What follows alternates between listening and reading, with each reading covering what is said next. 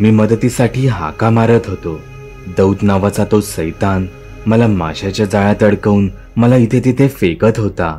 माझा आवाज ऐकून नुकतेच काही अंतर दूर गेलेले विशाल नयन आणि गाठोड्यावाले बाबा धावत नदीकिनारी येऊन पोहोचले. त्यांच्या पाठून चेतनही तिथे पोहोचला होता. मला वाचवण्यासाठी त्यांना लवकरात लवकर काहीतरी करावंच लागणार होतं. सर्वांच्याच नजरा चेतनवर लागून होत्या. चेतनने डोळे बंद करून त्याचे दोन्ही हात वर हवेत उंचावले.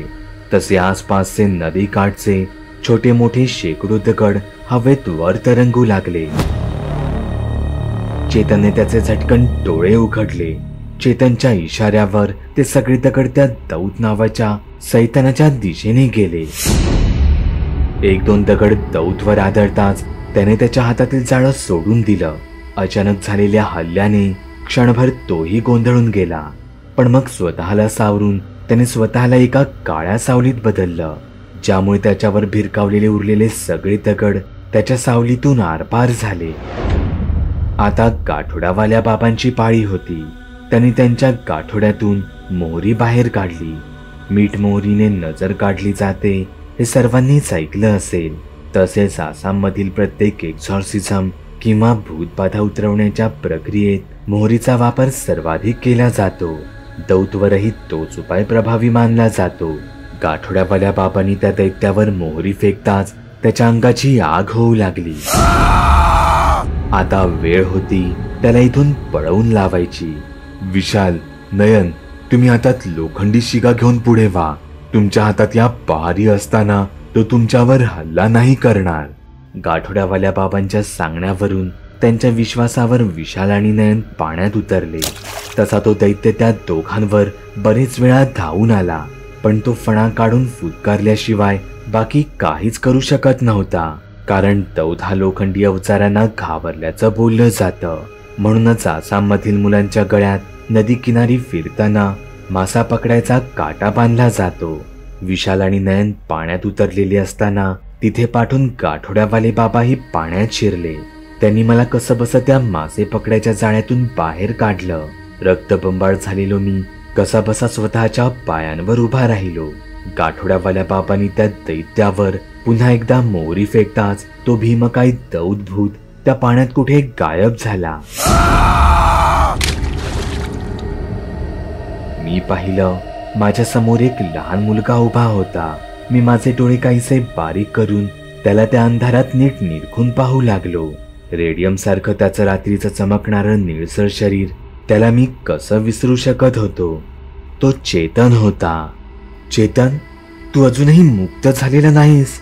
नाही, पण याहीपेक्षा याला आपली मदत करायला गुरुजीने इथे आणलं आहे, विशाल म्हणाला. पण हे सगळं नक्की चाललंय तरी काय? आपल्यावर ही भूतपिशाची अशी हल्ला का करत आहेत? हे सगळं त्या मांत्रिकाचंच काम आहे. पण का? मला वाटतं माझ्या या सगळ्या प्रश्नांची उत्तरं आपल्याला मांत्रिकाच्या गावी जाऊन कळतील. आपल्याला सर्वात आधी तिथे जायला हवं. तू म्हणतोयस ते पटतंय, पण तिथे जायला किती दिवस लागतील कळतंय का तुला? आणि तोवर ही भूतं आपल्याला सहजासहजी जगू देतील का? ही भूतं साधा आपल्याला या जंगलातून बाहेर पडू देत नाहीत. तिथे आपण मांत्रिकाच्या गावी जाणं म्हणजे? मी जाईन, चेतन म्हणाला. तू? अरे, तुझ्यावर केवळ एकच शक्ती हवी होऊ शकते, ती म्हणजे मांत्रिक. हे माहीत आहे ना तुला? हो, पण मला हे करावंच लागणार. मी काळजी घेईन स्वतःची. तुला काय वाटतं, याने तिथे जायला हवं का? गाठोड्यावाले बाबा माझ्याकडे बघत म्हणाले.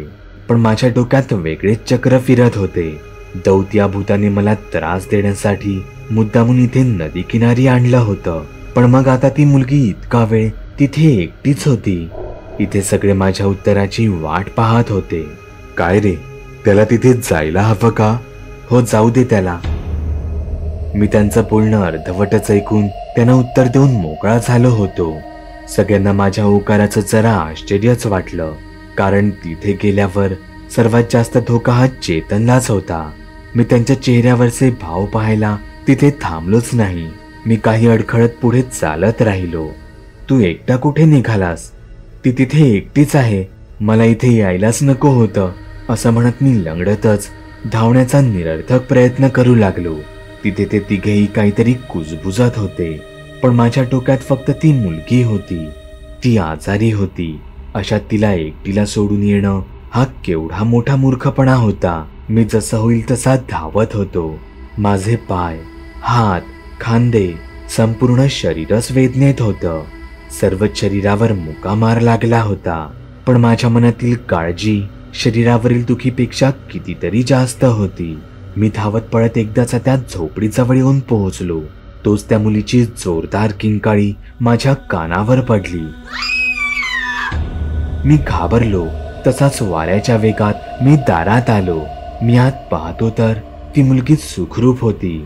इतकी धाडसी मुलगी घरात शिरलेल्या एका किड्याला घाबरली होती.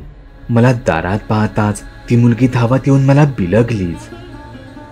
तिथे काय झालं होतं मला नाही कळलं, पण ती तिथे सुखरूप असलेली पाहून माझ्या डोळ्यांतून नकळतपणे टचकन पाणी आले. माझं मन भरून आलं. माझ्या मनात तिच्याविषयी इतकी काळजी, इतकी आत्मीयता नेमकी कुठून आली माझं मलाच कळलं नाही. मी एखाद्या पुतळ्यासारखा तिथे स्तब्ध उभा होतो.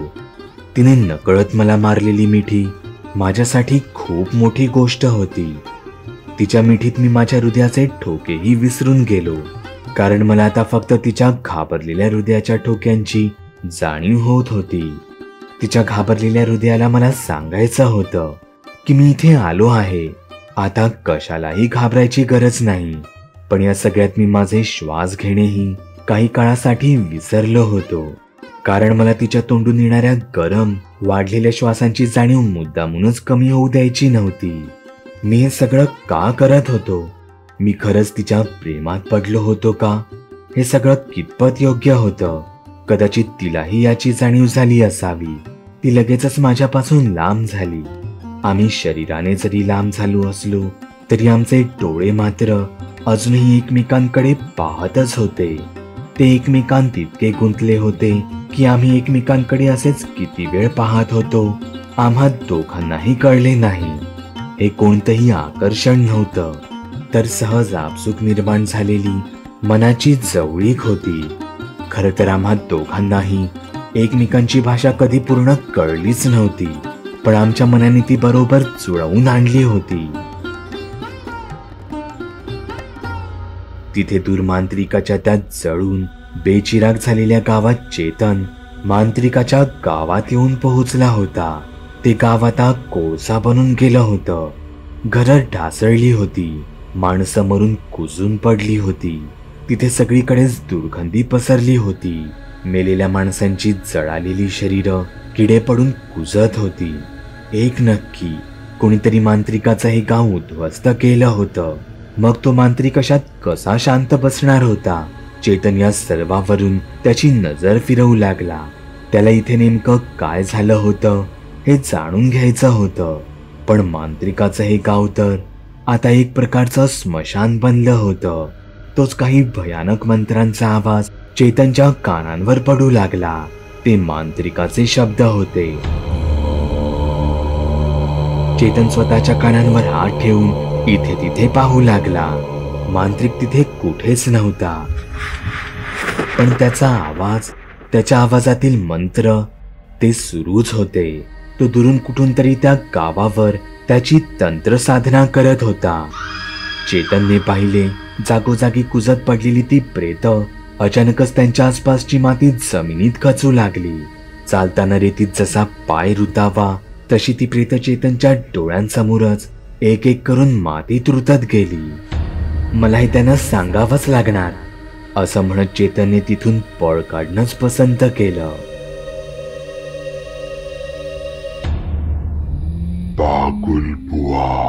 चॅनलवर अपलोड केलेल्या नवीन व्हिडिओची नोटिफिकेशन मिळवण्यासाठी चॅनल सबस्क्राईब करायला विसरू नका. व्हिडिओ आवडला तर आमच्या मेहनतीचा मोबदला म्हणून तो लाईक करून मित्रांसोबत जरूर शेअर करा. चॅनलवरचे इतर व्हिडिओ पाहण्यासाठी इथे क्लिक करा. तसेच चॅनलवरची प्लेलिस्टही चेक करा. दर दिवशी नवनवीन भूतांचे व्हिडिओ बनवून मी तुमचं मनोरंजन करत राहू याची खात्री बाळगा.